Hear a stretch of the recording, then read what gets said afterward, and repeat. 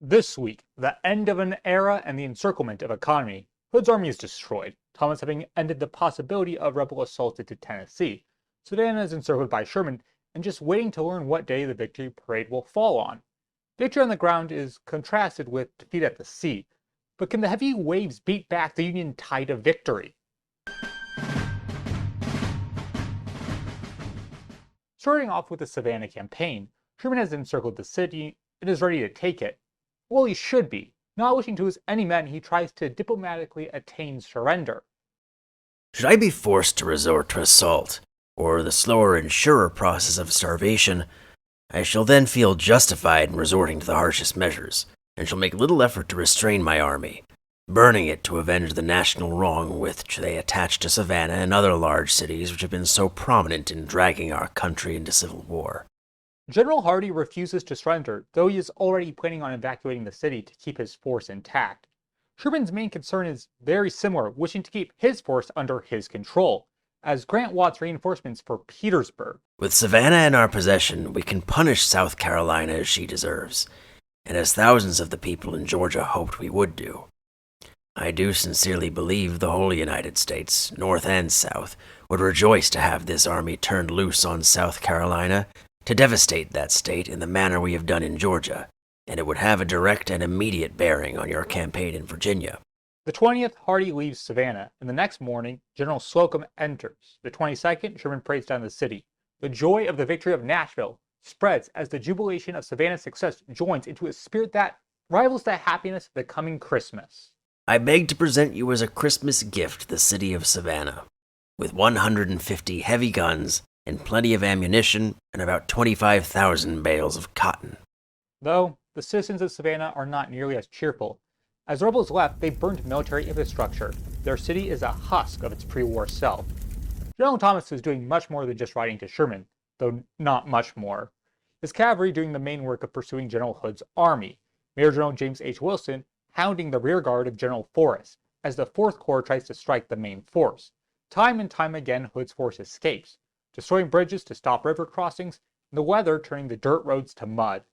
Though, in their quick retreat, they leave behind their prisoners, able-bodied or wounded. The rebellion might not be able to win battles, but sure isn't losing the aftermath.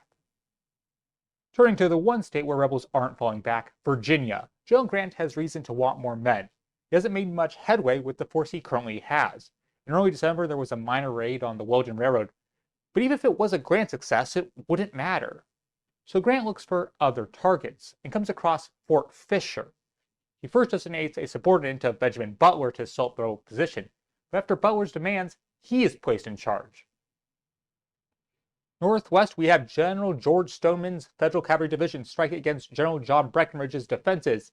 While he can't beat Breckinridge, he is able to destroy the salt mines at the creatively named Saltville. General Alfred Torbert is even less successful, being repulsed from his targets.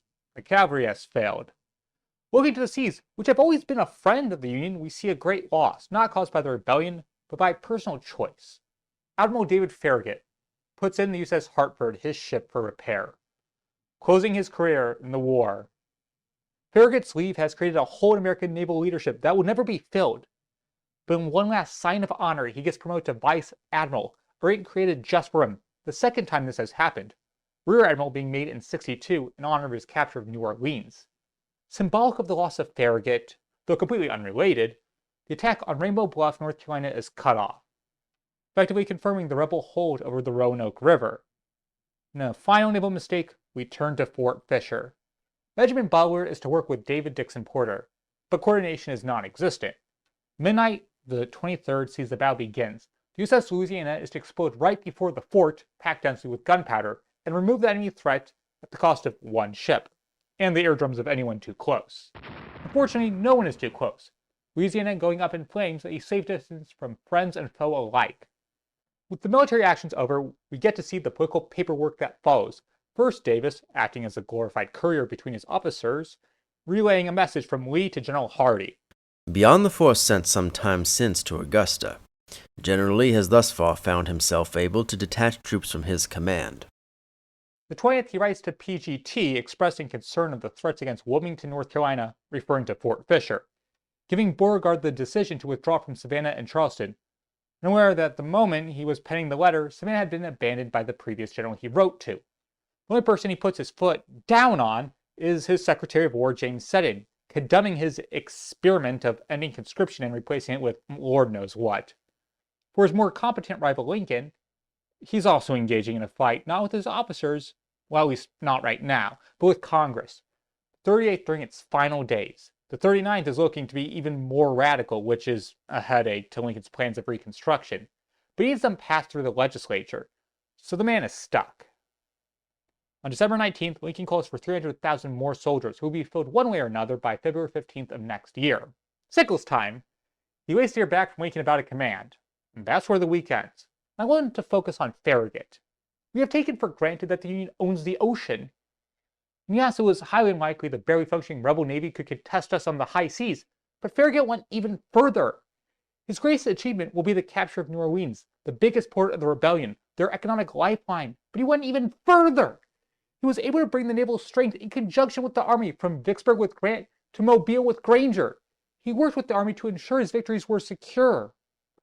I truly believe he is the greatest naval mind America will ever have, beating John Paul Jones, Nimitz, or Dewey.